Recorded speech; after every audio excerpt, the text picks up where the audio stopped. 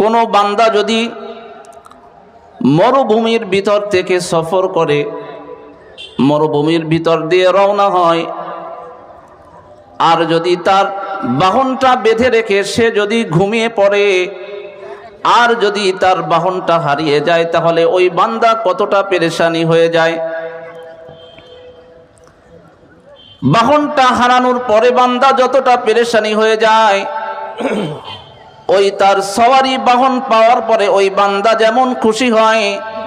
আমার মালিক রব্বুল আলামিন, মালিকের কাছে যদি একজন বান্দা ফিরে আসে, ওই পালাতক গোলামগুলি, আল্লাহ ভোলা মানুষগুলি যখন এই ধরনের দিনই মাহফিলে এসে আমার মালিকের পরিচয়টা পেয়ে যায়, আমার মালিকের সাথে সম্পর্কটা ভালো হয়ে যায়, ওই সওয়ারি হারানোওয়ালা ওই পথিক যেমন খুশি হয়, আমার মালিক রব্বুল আলামিন এর থেকে হাজারো কোটি গুণ বেশি ওই বান্দাদের উপরে রাজি আর খুশি হয়ে যায়।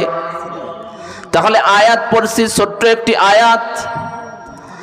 আয়াত হলো ইন্নামাল মুমিনুনা ইখওয়াতুন ফাআসলিহু বাইনা আখাওয়াইকুম।